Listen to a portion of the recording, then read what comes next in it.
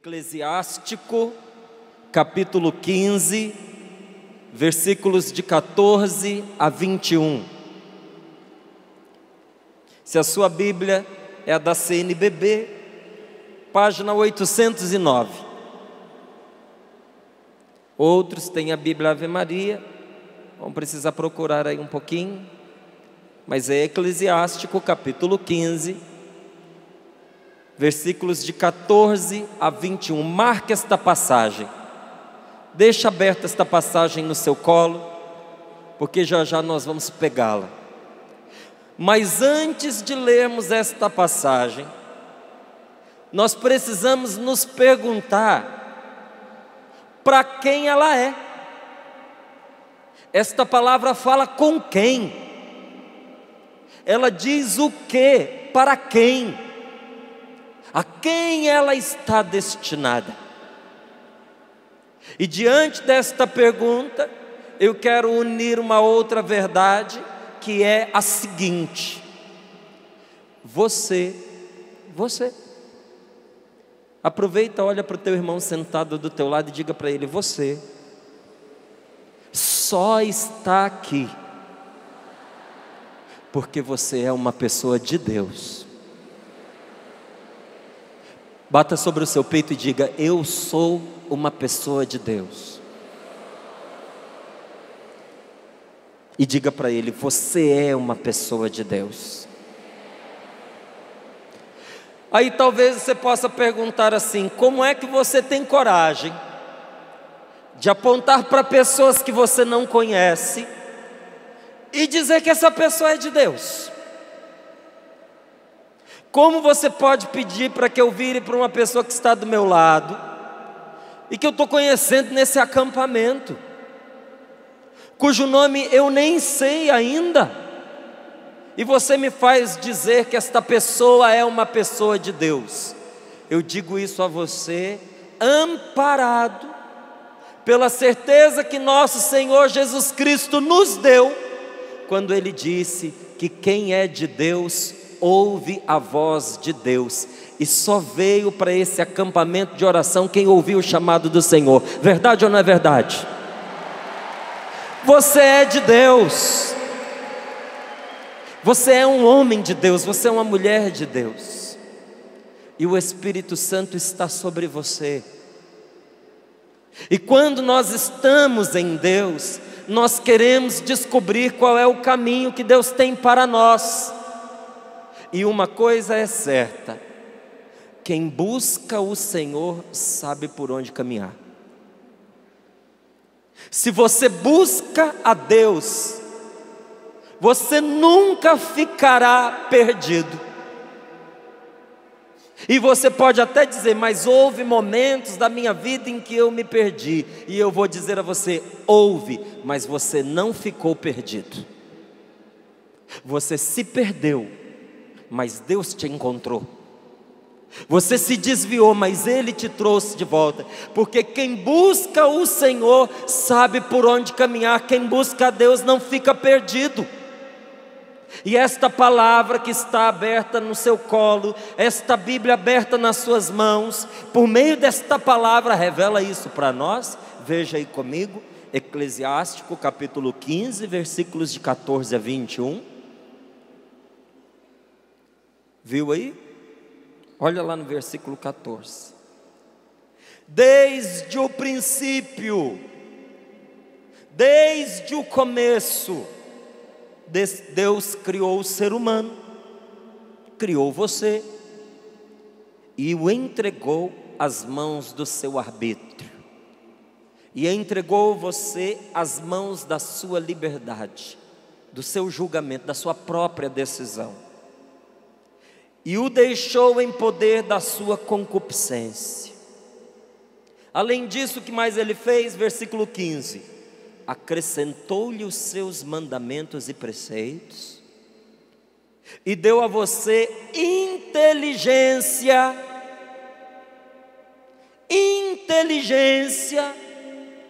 para fazer o que lhe é agradável.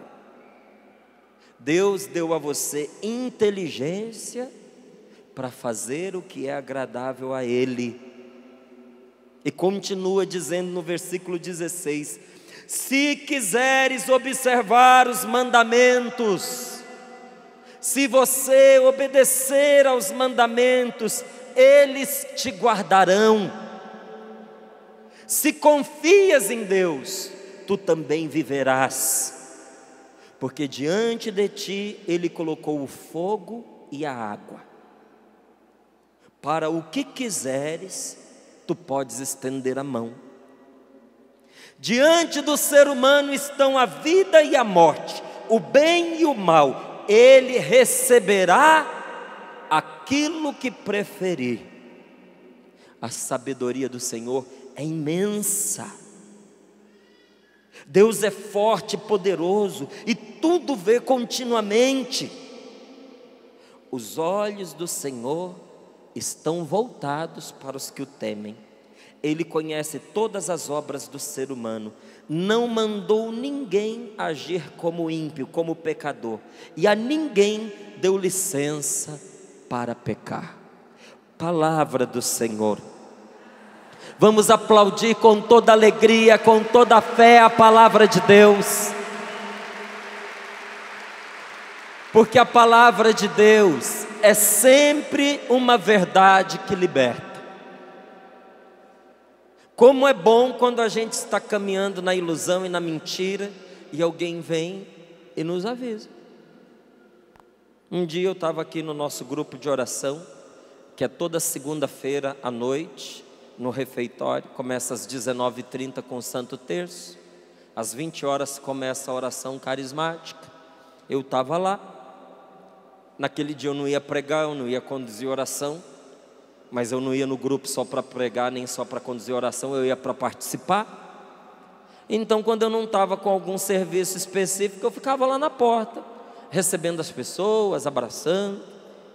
E aí chegou uma senhora, eu abri os meus braços e disse para ela: boa noite, a paz de Jesus.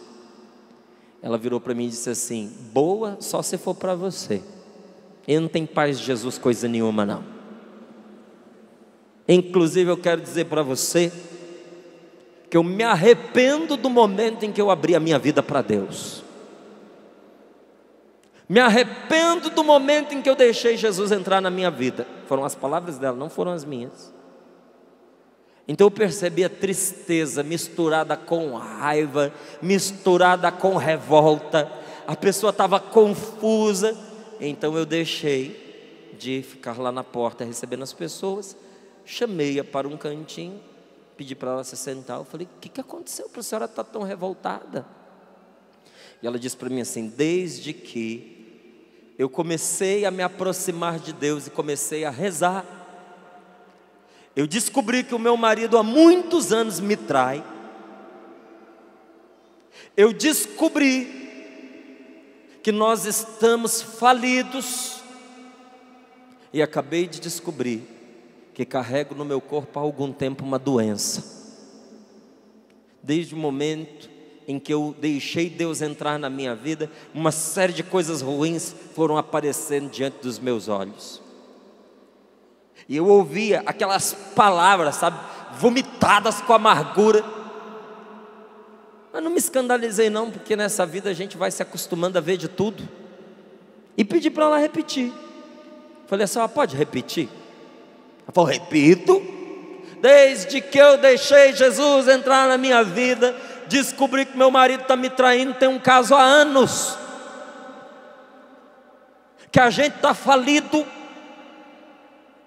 e que agora eu estou com uma doença que eu não sabia, agora eu descobri. Eu falei: a senhora prestou atenção no que a senhora disse?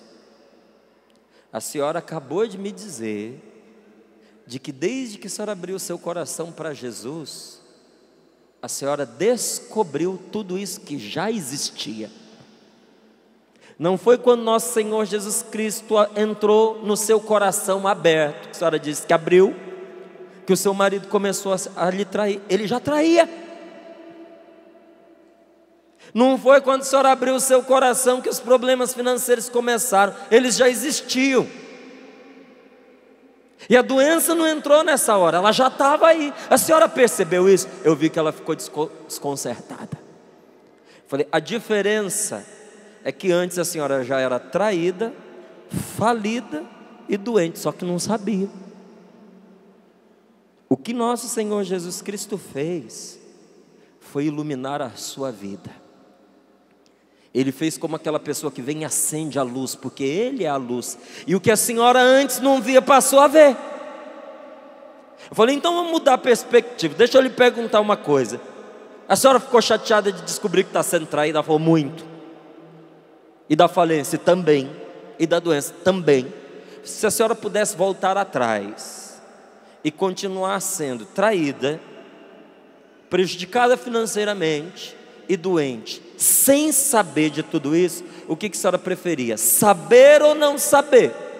Ela disse, é claro que eu preferia saber. Eu falei, então não fique revoltada com Jesus, agradeça a Ele que é seu amigo e lhe contou.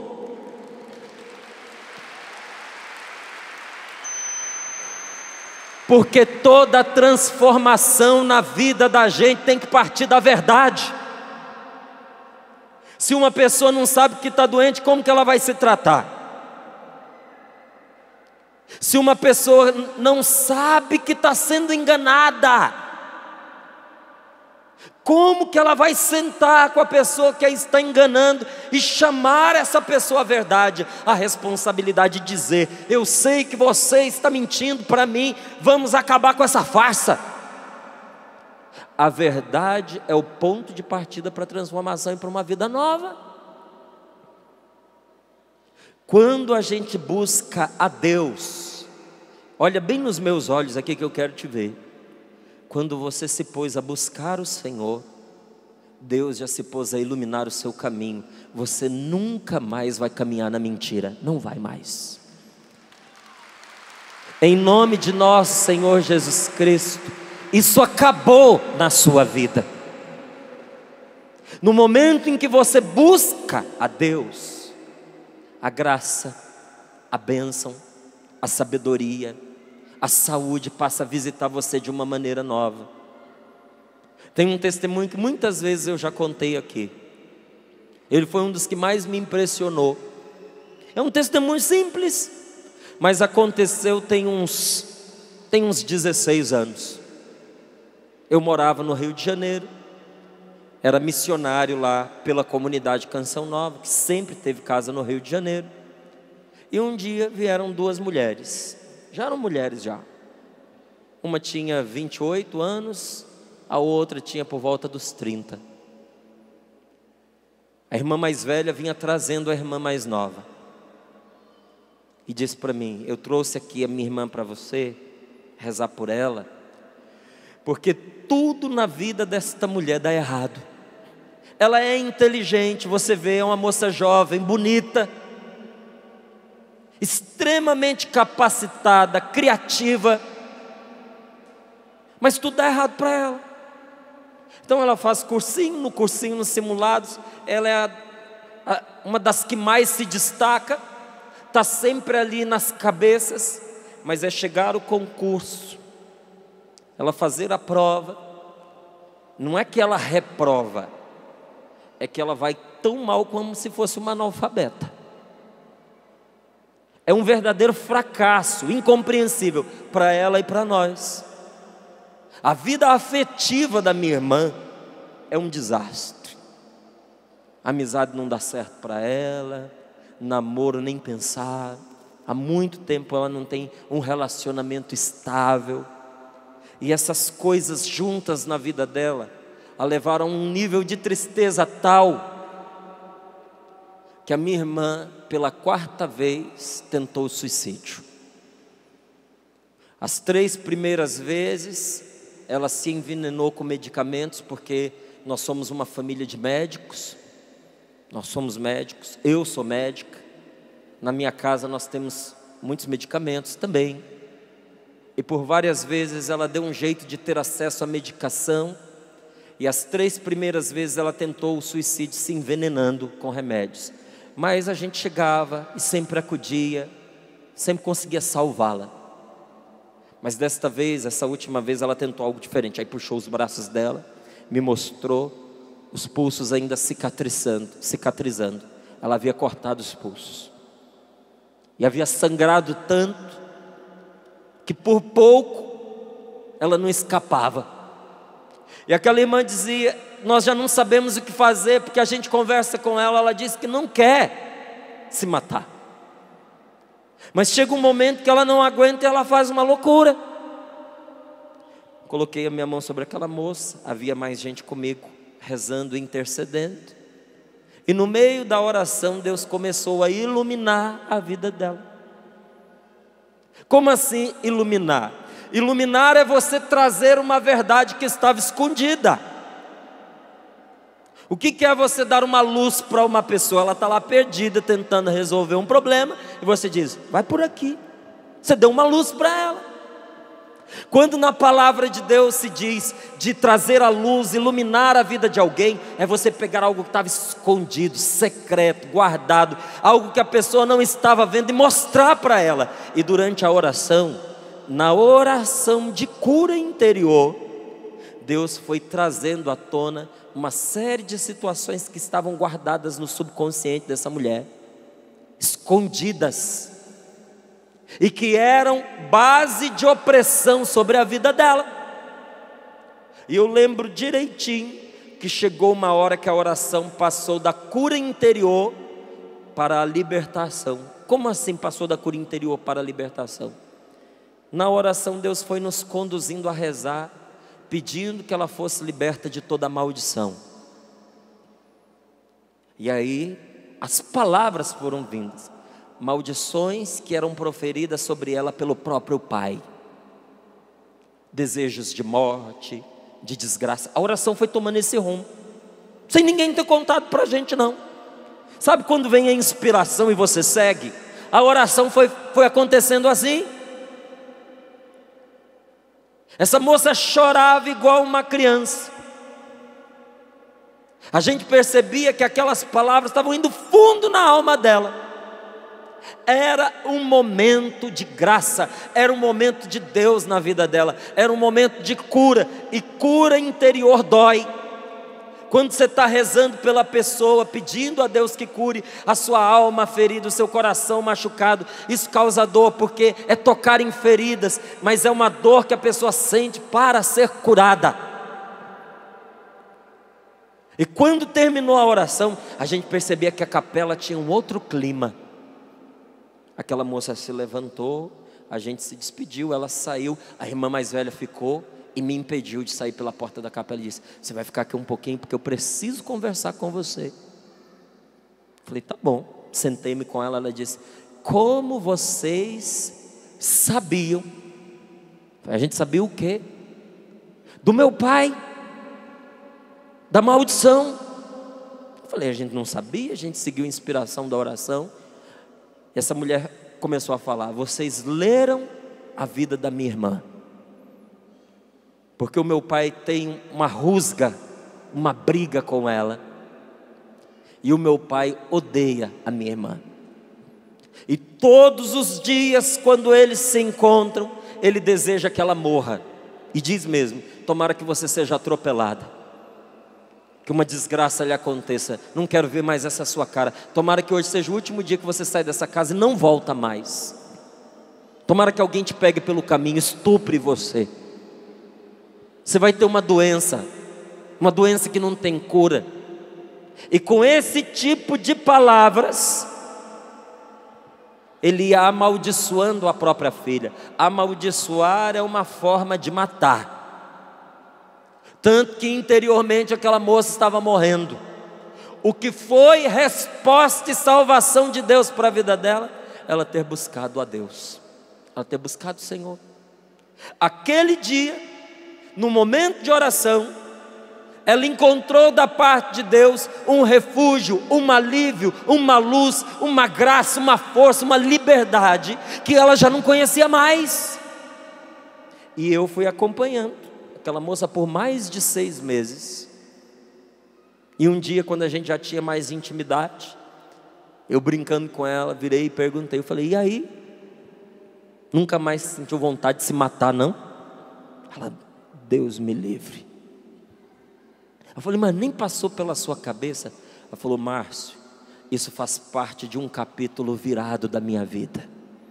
Acabou. Eu não sinto mais esse desejo. Antes de eu sair do Rio de Janeiro, vi essa moça passando no concurso, ingressando na faculdade. Acompanhei o relacionamento de namoro dela. Antes de eu ir embora do Rio de Janeiro, eu a vi noivar. Uma pessoa que tinha a sua vida afetiva intrincada, amarrada. Uma pessoa inteligente, mas que não tinha prospecção profissional, não tinha projetos, não tinha perspectiva. E eu pude ver acontecendo. Deus não fez nada no lugar dela, mas permitiu que ela avançasse com a própria vida. Tirou os entraves que a impediam de se realizar. Aonde havia um mal, aonde havia uma opressão, nosso Senhor Jesus Cristo a libertou, porque Jesus tem o poder de nos livrar das garras da morte e da opressão de Satanás. Ou você não acredita nisso? Acredita ou não acredita? Em nosso Senhor Jesus Cristo, nós temos a resposta, nós temos a saída, nós temos a vitória, porque quem busca o Senhor nunca fica perdido. Mais cedo ou mais tarde, Deus lhe mostra por onde caminhar. Mas veja esta palavra que você leu comigo. Jesus tem algo que Ele diz, que se aplica não a esta palavra, mas a toda a Sagrada Escritura e a tudo aquilo que é a vontade de Deus. O que é que Jesus nos diz? Ele nos dá um motivo, o caminho infalível para a felicidade. Se ninguém nunca disse a você que existe um caminho infalível, infalível quer dizer que não falha, para a felicidade, eu estou lhe dizendo agora. Eu estou só lhe dizendo, porque quem nos mostrou esse caminho foi nosso Senhor Jesus Cristo. Mas existe um caminho infalível para a felicidade? Existe. Que caminho é esse? Nosso Senhor diz: sereis felizes, preste atenção, sereis felizes sob a condição. Então tem uma condição para a gente ser feliz. Tem uma condição para a gente se realizar afetivamente. Tem uma condição para a gente se realizar profissionalmente. Tem uma condição para a gente se realizar sexualmente. Tem uma condição para a gente se realizar como marido, como mulher, como pai, como filho. E que condição é essa? Sereis felizes sob a condição de colocardes em prática o que eu vos digo. Quando a pessoa, ouvindo a palavra de Deus, a coloca em prática, não é Deus que é beneficiado, é a pessoa. A palavra de Deus está em função da tua felicidade, não da felicidade de Deus. Deus já é feliz. Quem é que a palavra de Deus visa resguardar? Você. Por isso, tem um ditado muito antigo que diz assim: a pessoa saber o que fazer é bom. Você saber o que fazer é bom. Você saber que faculdade você vai fazer é bom. Você saber com quem você vai casar é bom. Você saber os planos que você tem para o futuro daqui a 20, 30 anos. Que coisa maravilhosa a pessoa poder planejar o seu dia de amanhã.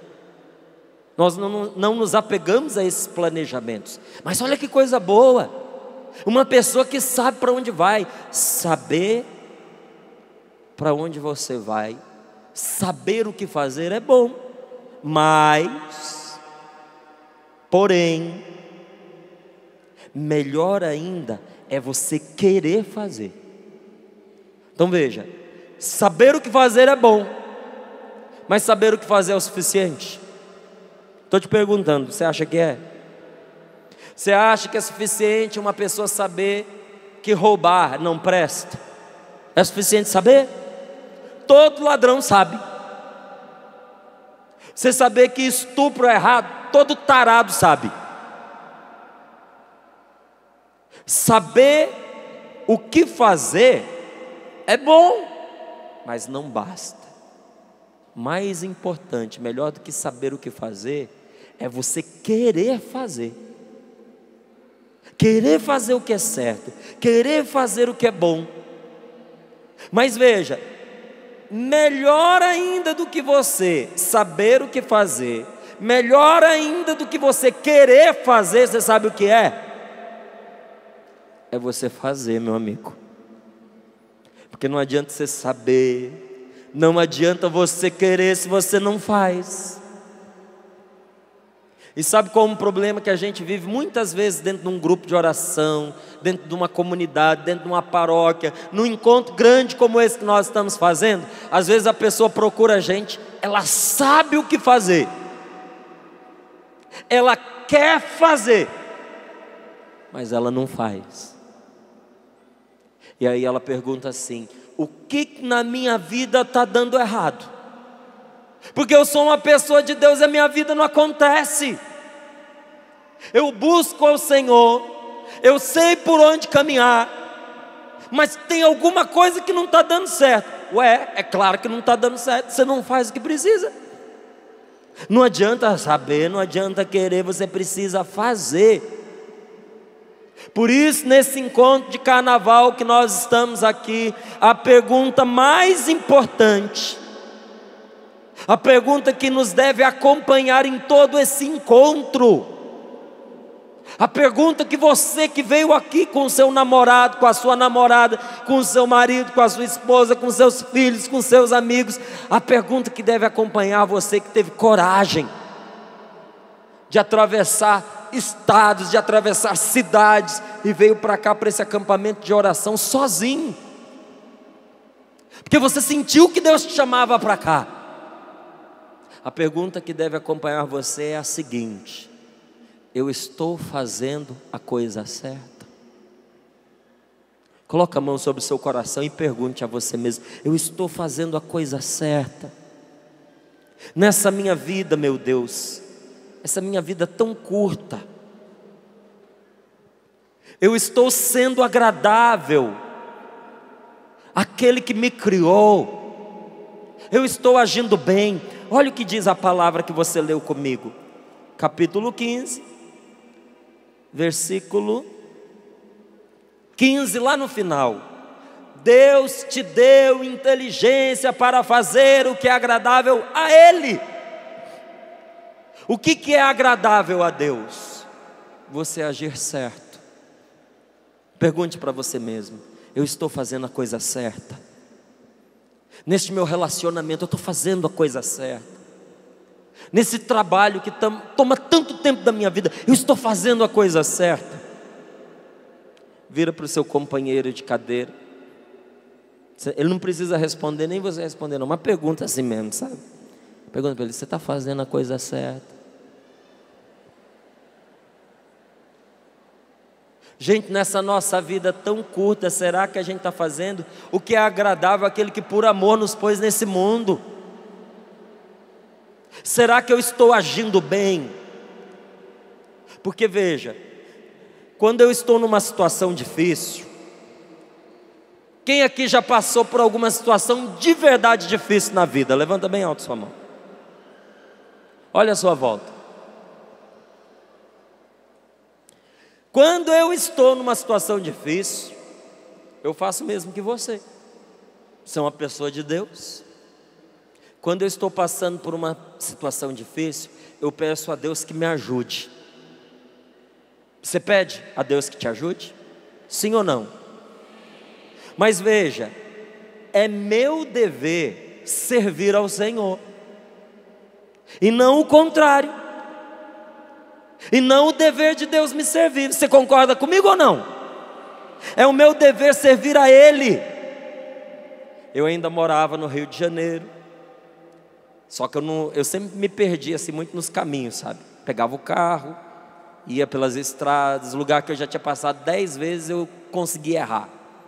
Ainda hoje sou um pouco assim, não guardo muitos caminhos não. Para eu decorar um caminho, eu preciso me perder ali uma vez. A hora que eu errei, aí eu passo a acertar.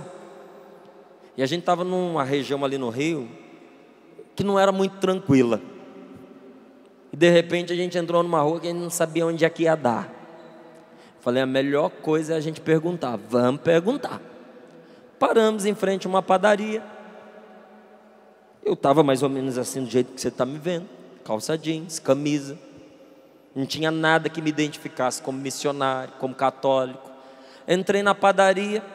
E para não ser grosseiro com as pessoas que estavam na fila do caixa, entrei no caixa. Eu só queria fazer uma pergunta, mas entrei na fila do caixa. E uma senhora vira para mim e diz assim: Deus me libertou, assim do nada.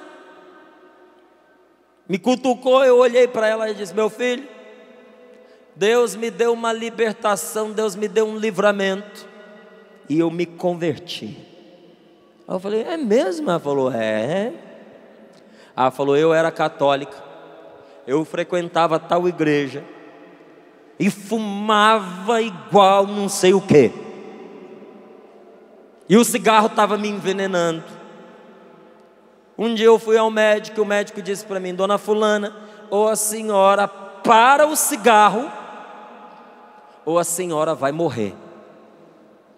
E a sua vida depende disso, porque a senhora está se matando, o fumo já não é mais para a senhora precisa decidir.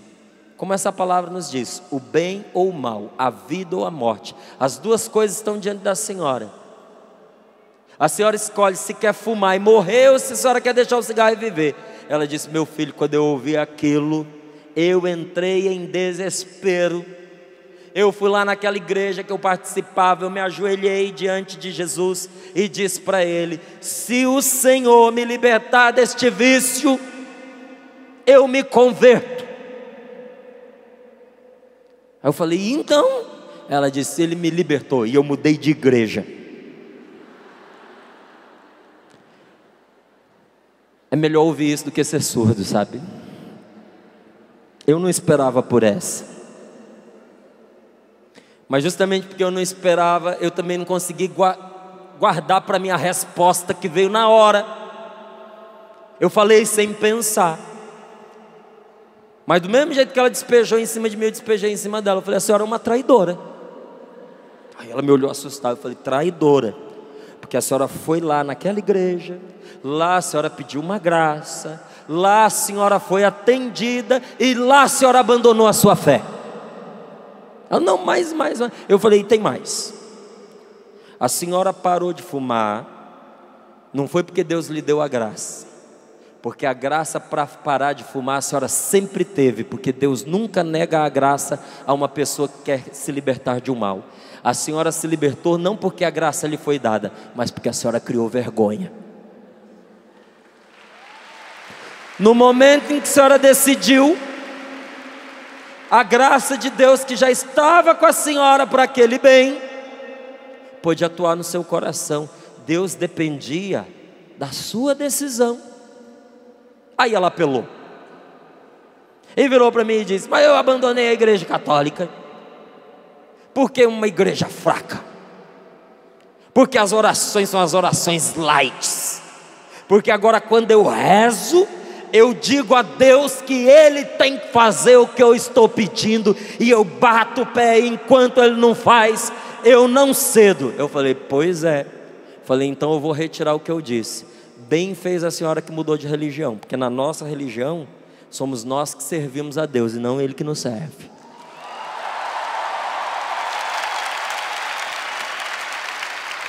A gente não sabe nem para onde vai.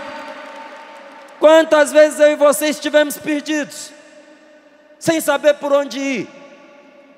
E eu vou dizer a Deus que Ele tem que abrir esse caminho que eu não sei onde vai dar na minha frente.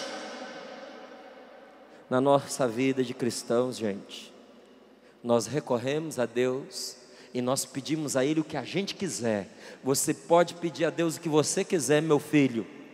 Minha amiga, peça a Deus o que você quiser, mas saiba que quem tem a última palavra e quem manda na sua vida é Ele.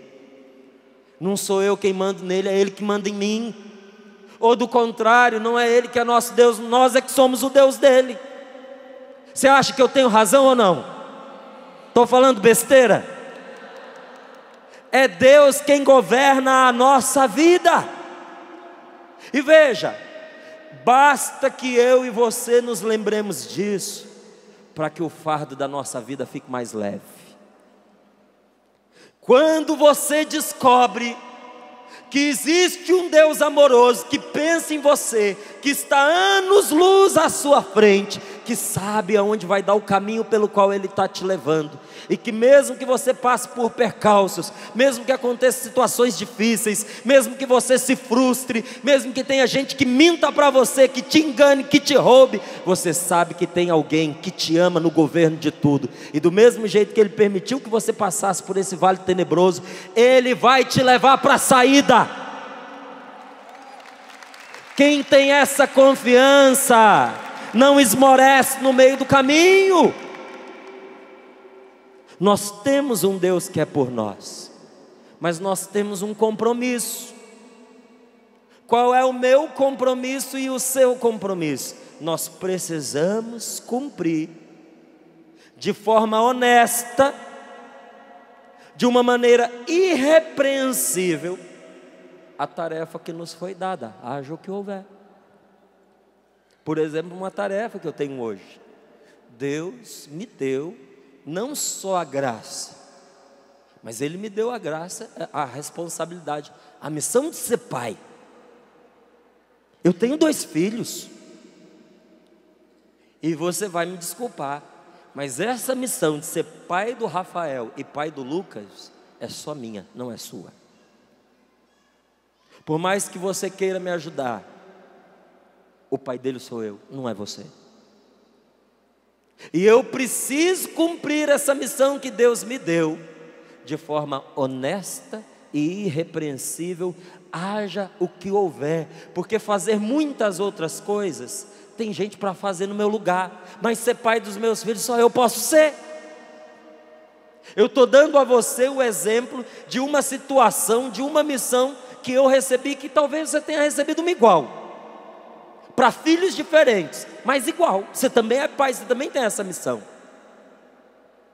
Olha aqui para mim. Deus deu uma missão a você, dentro dessa família em que você está, que só você pode cumprir, e ninguém mais. Às vezes a gente olha para a gente e diz assim: Deus me colocou numa família que eu não queria para mim. Deus me colocou numa família na qual eu não me sinto realizado, completo e feliz. Não consigo. Sou infeliz na família em que eu estou.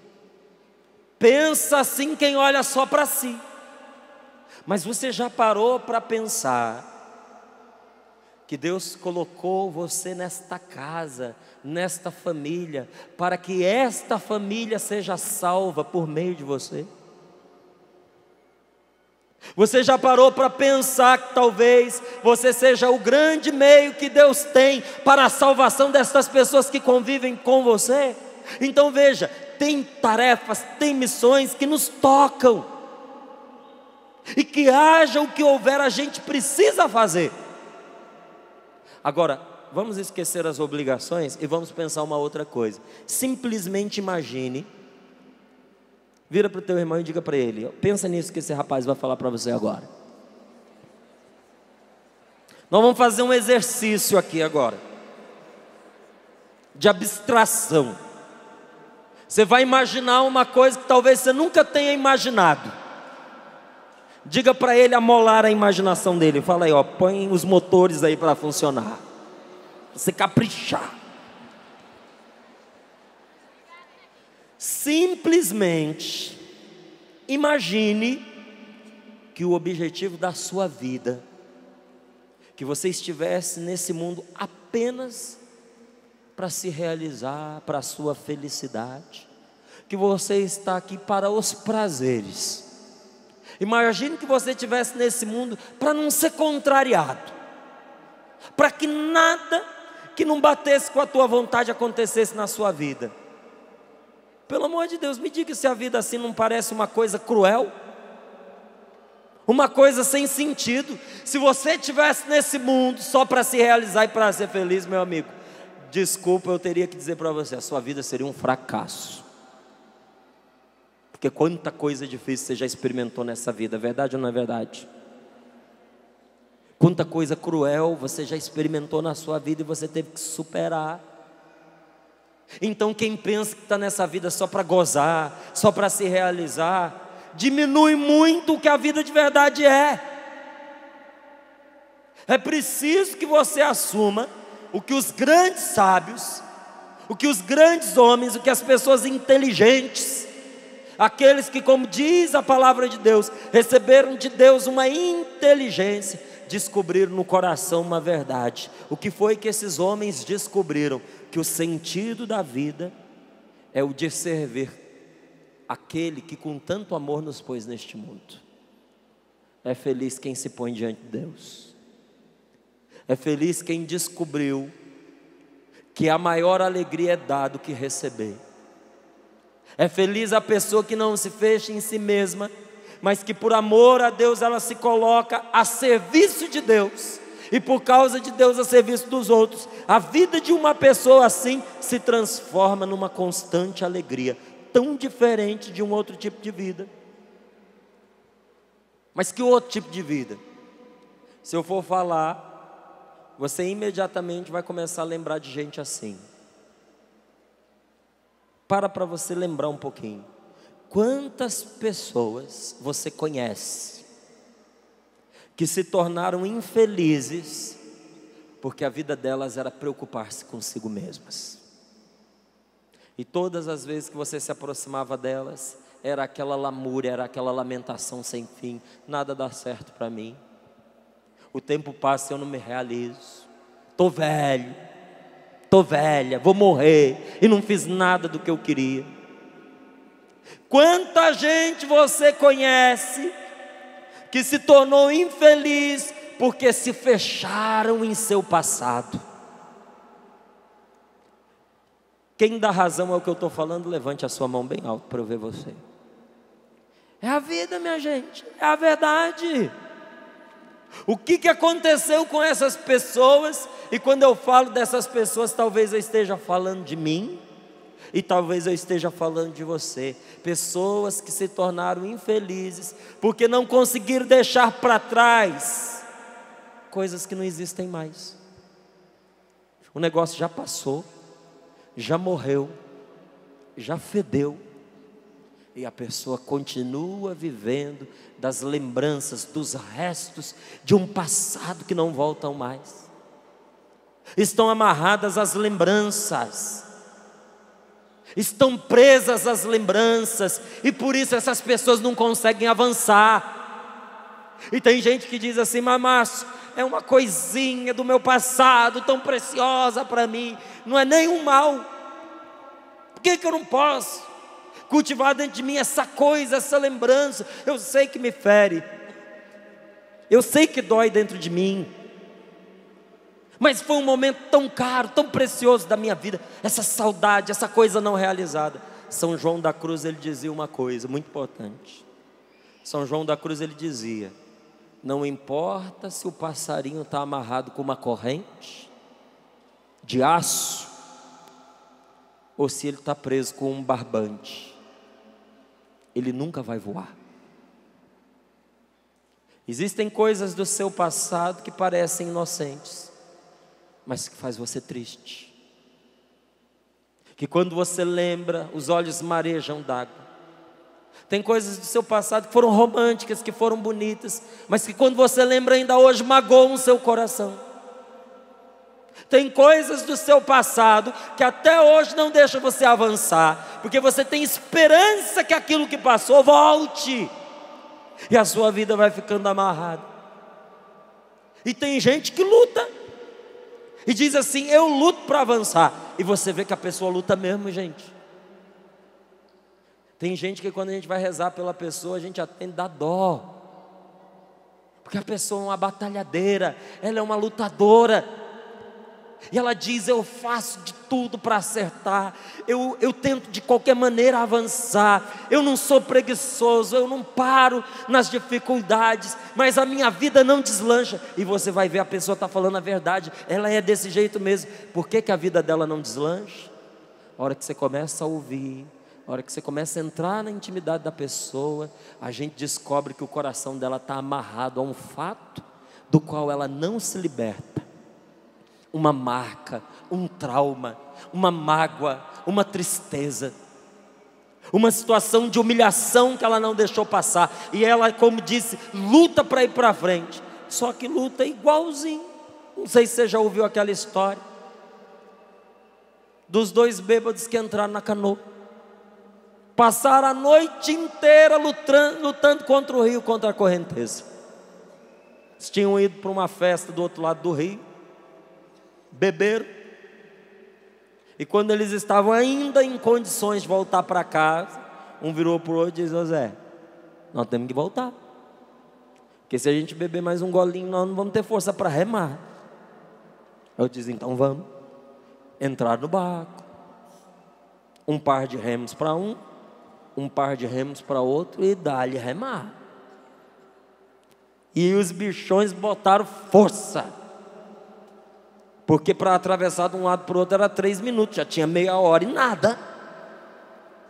E um vira para o outro e diz: nossa, a correnteza hoje está forte, que a gente rema nesse escuro, não dá para ver nada. Era madrugada, noite de lua nova, céu todo preto. O que nós vamos fazer? Rema mais forte. Eles remaram, e o tempo foi passando, e o dia começou a clarear, e naquele negócio de remar, começou a dar uma suadeira naqueles dois, começaram a queimar o álcool que eles tinham bebido, a embriaguez começou a passar, e quando o sol brotou, trazendo os primeiros raios de luz, um que estava de costa para o rio enxergou que a canoa tinha permanecido a noite inteira amarrado na beira do lago, o rio. Não adianta. Se a tua canoa está amarrada, você pode remar, você pode trabalhar, você pode fazer o que você quiser. Você primeiro tem que desatar a sua vida, desamarrar-se de um passado que está prendendo você na tristeza. Porque tem gente que não se permitiu ser feliz. Eu recebi um e-mail de uma mulher. Eu conto a situação, mas não conto a pessoa. Você pode ficar tranquilo. Se um dia você precisar me escrever, pode escrever, que eu nunca vou falar que você é você. Recebi um e-mail de uma mulher muito católica, muito cristã e muito moralista, muito escrupulosa. E no envolvimento com o namorado, se permitiu ter uma relação sexual com ele. E dessa relação sexual ela engravidou. E quando ela engravidou, ela entrou em pânico. Ela não ouviu ninguém. Ela não ouviu os amigos. Ela não ouviu o namorado que dizia para ela: eu assumo essa gravidez com você. Eu te amo. Você sabe que há muito tempo a gente namora. A gente assume o nosso filho, a gente errou nesta relação antes do matrimônio, mas a gente conserta o erro. Vamos assumir a responsabilidade das nossas decisões. Eu vou estar do seu lado, eu vou te apoiar. Vamos ter essa criança. Quando a gente tiver condições, a gente vai casar. Ela não ouviu o rapaz, ela não ouviu ninguém. Sozinha matou a criança que estava dentro dela. Escolheu o aborto. Mas todo mundo que um dia abortou na vida é unânime. Quem um dia fez um aborto, pode perguntar para a pessoa. O trauma do aborto é maior até do que o trauma do estupro. E muito mais ainda do que o trauma de uma vergonha, de um vexame que você vai ter que enfrentar por causa de uma relação pré-matrimonial que você teve. Essa mulher entrou num complexo de culpa terrível e se isolou da família e não se perdoava. E claro que quando a pessoa não se perdoa, ela não está em paz com Deus, ela não está em paz com os outros, ela não está em paz com ela mesma. Ela começa a pensar besteira, pensando em se matar. Terminou com um namorado que a ama, apaixonado por ela, e dizia: eu o amo, é o homem da minha vida, mas eu não tenho direito de estar com ele depois do que eu fiz. esta pessoa precisa de ajuda. Só que eu e você, muitas vezes, num grau menor, agimos igualzinho. A gente não se perdoa pelos erros que cometeu. A gente não deixa passar o que passou. E aí nós ficamos cultivando dentro de nós, não somente o erro, mas a tristeza. Gente, depois do erro tem uma coisa terrível, quase tão ruim quanto o erro. Depois do erro, a amargura é o mal maior. Diga para o teu irmão, depois do erro, querido, fala para ele, fala para ela. O pior mal é você se amargurar. Olha de novo aqui para mim. Tem gente que diz que é de Deus, que é cristão, que é de oração, que é religioso, religiosa, e depois que comete um erro, comete um mal, se vira contra si mesmo e começa a dizer: você é um imprestável, você não serve para nada, nem para evitar um pecado você foi capaz. Por onde você passa, você deixa uma marca de tristeza. E essa pessoa começa a se acusar e a se agredir, pensando que com isso ela está promovendo o remorso, o arrependimento, está sendo agradável a Deus. Olha para mim, por favor. Pelo amor de Deus, não faça isso com você mesmo. Porque a coisa que o demônio mais quer é que você fique contra você. Porque quando alguém te ataca, você se defende. Mas quando quem te ataca é você mesmo, quem é que vai te defender? A coisa que o demônio mais quer é que você assuma uma postura contra você mesmo, uma postura que vai te levar à tristeza, que vai te levar à amargura, que vai te levar ao desespero e vai levar você a fazer o mal contra você e a desistir do bem. Uma pessoa triste é a tristeza em pessoa. Você não pode ser uma pessoa triste. Deus não fez de você uma pessoa triste. Dá de cotovelo aí no teu colega e diga para ele: você não foi feito triste não. Se você tem andado triste, isso é por conta de outros, não de Deus. Deus nunca quis a sua tristeza. Fala para ele, porque ele precisa ouvir isso. Se ele está com vergonha, com a cara virada para o outro lado, chama ele, olha nos olhos dele e diga: Deus não te fez triste, a tua tristeza não é agradável a Deus. E existe um remédio para ela. Nós precisamos lavar o passado com o perdão, gente. Se você quer desvencilhar-se da tristeza, agora eu digo de uma maneira especial para você que tem andado triste, e até quando chamaram você para um encontro de carnaval, que quando fala de carnaval fala de alegria, de festa, e você até pensava: o que eu vou fazer lá, porque não é o meu perfil, eu não gosto desses ambientes, eu não gosto desses lugares demasiadamente alegres, porque eu não sou assim. Será que você não é assim? Ou será que você está assim? Porque é diferente. Ser triste é diferente de estar triste. Você não é, nunca foi e nunca será uma pessoa triste, porque Deus não te fez assim. Você pode estar triste, você esteve triste, você pode estar triste, pode até continuar triste, e pode ser por um período tão longo que pareça que você é assim, mas você não é. E se você quiser se libertar dessa tristeza, você precisa lavar o seu passado com o perdão, para você poder seguir adiante. Porque se você não se libertar do seu passado, você não vai conseguir avançar com a sua vida. Ficar lembrando é a gente ressentir.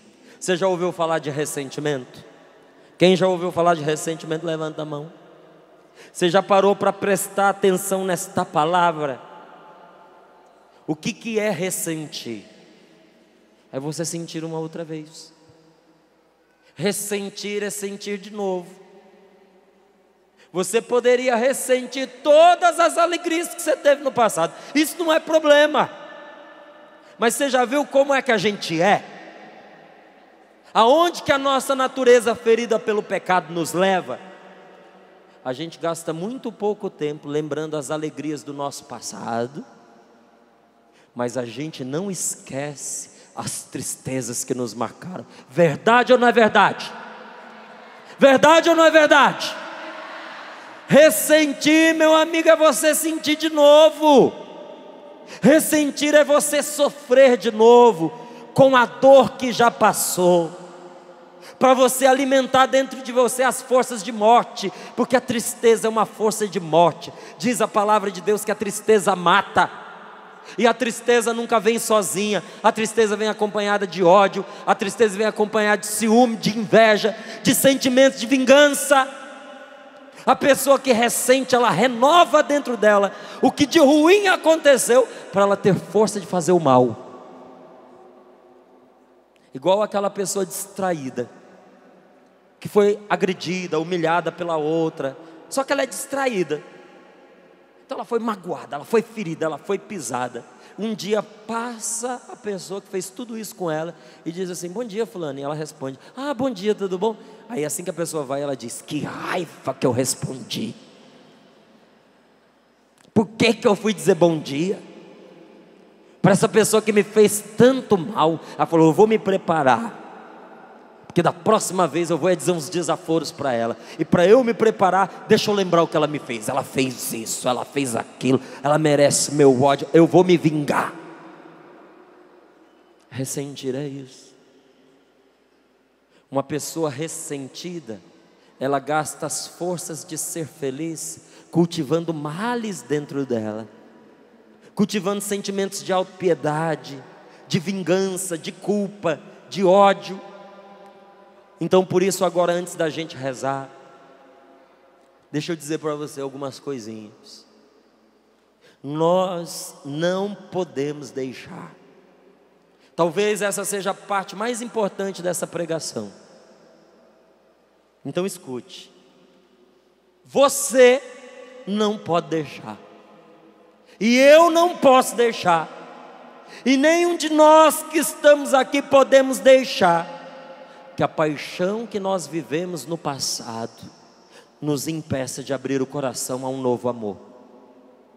Quantas mulheres não se realizaram afetivamente, porque no tempo da sua juventude estavam fechadas a um relacionamento, porque estavam presas a um amor ilusório, a uma utopia. Quantas mulheres não se realizaram porque no seu íntimo amavam um homem que já estava comprometido, ou que era namorado dela, mas que depois se desviou, se separou, casou com uma outra.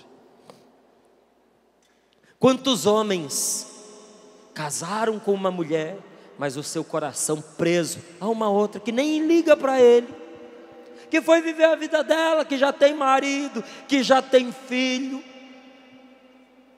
Por isso eu digo a você, em nome de nosso Senhor Jesus Cristo, não deixe que uma paixãozinha que você viveu no passado continue destruindo o seu lar, a sua vida, o seu relacionamento. Você acha que isso não acontece? Acontece. Conheci e convivi durante muitos anos com uma mulher casada, que todas as vezes que se falava em casamento, ela tinha tristeza e chorava. Já amava o marido, já amava os filhos, mas nunca conseguiu esquecer uma paixão que ela teve no passado. Como que essa mulher vai ser feliz dentro do matrimônio, se o coração dela não é do marido, é de outro que não a quer, de outro que já está vivendo a vida?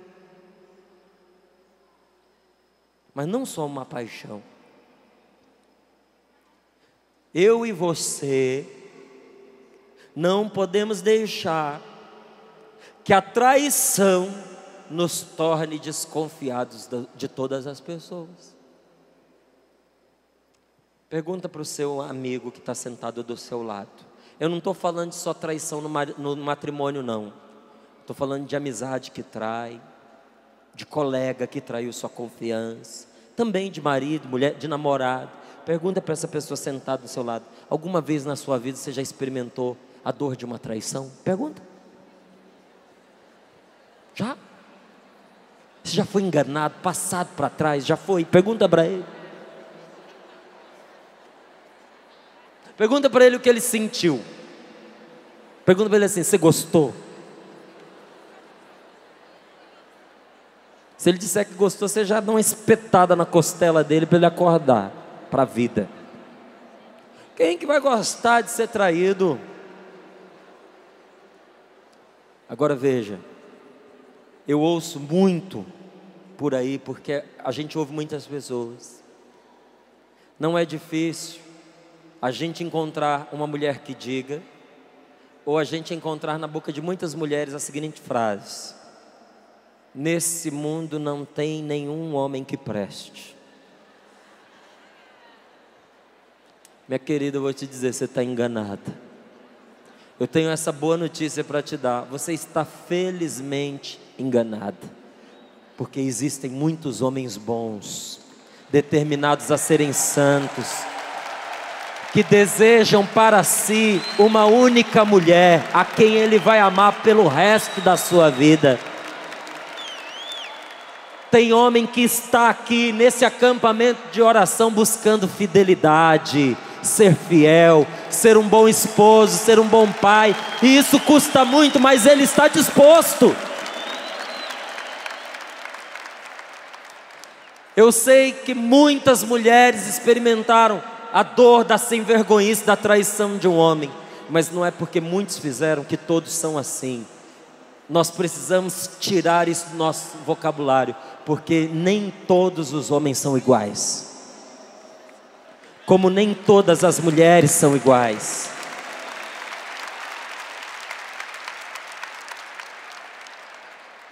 Não pense você que só a mulher experimenta isso. A gente que atende muitas pessoas em oração, quantos homens chegaram para mim e disseram: eu quero morrer sem ninguém, porque ter mulher de novo para viver o que eu vivi, é melhor morrer sozinho. Tanto um quanto o outro sofre. E qual é o remédio? Não deixe que a traição de uma amizade faça você desistir de ser um bom amigo, de ter amigos. Não deixe que a sua família, ao ter abandonado você, faça você duvidar da bondade no coração das pessoas. Não é porque com quem você vive, essa pessoa tenha traído você uma vez ou outras vezes, que todo mundo que passa pela sua história vai te trair. E eu quero ir um pouquinho mais longe para a gente terminar.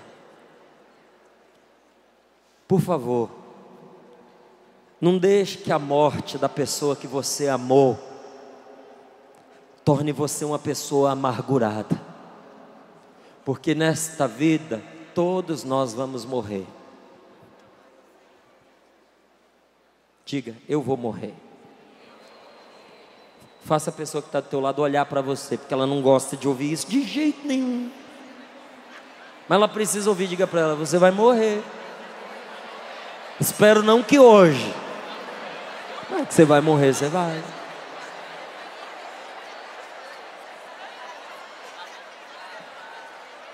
Preste atenção numa coisa. Olha aqui para mim, por favor. Olha para cá, aqui bancada, aqui o meio, olha para mim. Feliz de você que ficou triste quando morreu a pessoa que você amava, porque isso é o maior sinal de que você a amava de verdade.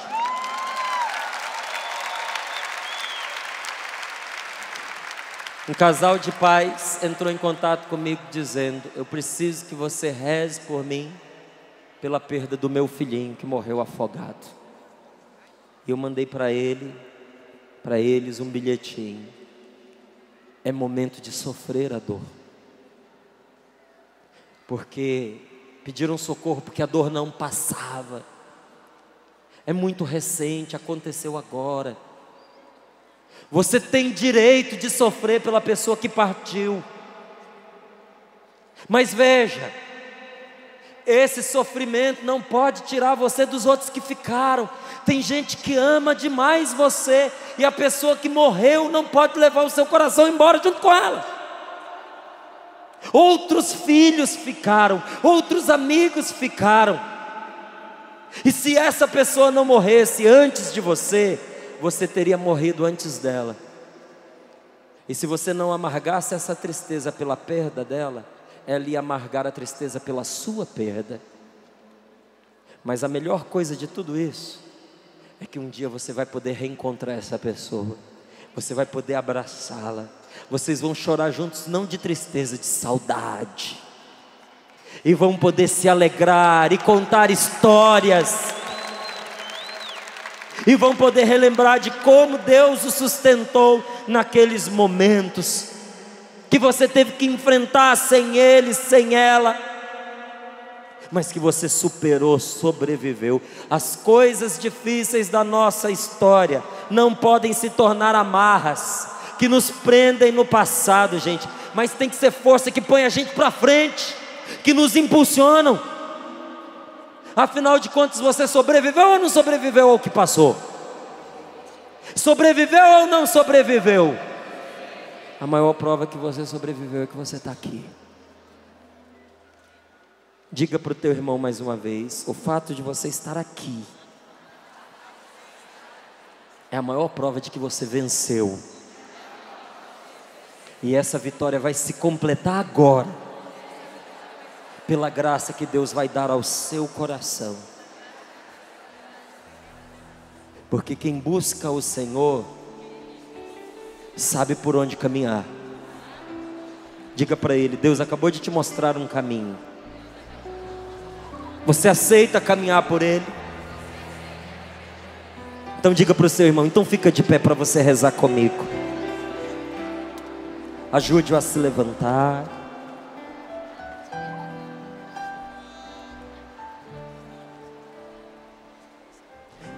Coloquem-se de pé aqueles que confiam em Jesus. Fiquem de pé apenas aqueles que querem viver esta palavra na sua vida hoje. E levantem bem alto os seus braços. E vamos rezar neste momento. Reze junto comigo. Diga a Jesus: escuta-me, Senhor. Jesus, escuta não só a mim, escuta-me a mim e a todos esses meus irmãos neste dia de hoje, Senhor. Escuta-nos, como o Senhor sempre escuta aquele que sofre. Assim como o Senhor ouviu aqueles que padeciam e gemiam debaixo do fardo do sofrimento, e o Senhor veio para libertá-los, Senhor. Ninguém melhor do que o Senhor sabe como às vezes eu me sinto perdido, fraco, derrotado. Ninguém melhor do que tu, Jesus, sabes as aflições que a minha família tenha enfrentado. Senhor, eu te apresento a minha casa. Senhor, eu te apresento a minha família, e junto com ela o meu coração. E do meio de todas as nossas tribulações, Senhor, eu clamo a Ti neste momento. Eu clamo a Ti, eu te suplico, Senhor. Tu que és o mesmo ontem, hoje e sempre, mostra-nos nesta manhã o Teu poder salvador. Como o Senhor interviu na vida daquela moça, daquela mulher que tão desesperada tentava se matar. Como o Senhor resgatou esta mulher, resgata-me a mim, Senhor, agora. Levanta o teu braço poderoso em meu favor e mostra, Senhor, diante de todo este povo que está aqui, que Tu és o Deus que salva. Tu és um Deus salvador, que ninguém que recorre a Ti é decepcionado. Ponha os seus braços o mais alto que você puder e diga: eu confio, meu Deus, que ninguém que recorre a Ti é decepcionado. Eu recorro a Ti neste momento, e peço-te, manifesta-te em meu favor, Senhor. Senhor, diante de todos os que estão aqui, eu quero declarar que Tu és o meu Salvador, que caminha à minha frente, que tem a minha vida em Suas mãos, que tem todo o poder no céu e na terra, Senhor. A minha vida é Tua, Senhor. Por isso eu te peço, põe a mão sobre o seu coração e diga comigo: Senhor Jesus, eu preciso neste acampamento de oração ser libertado. Senhor Jesus, pelo poder do Teu santo nome, eu preciso neste acampamento de oração ser curado.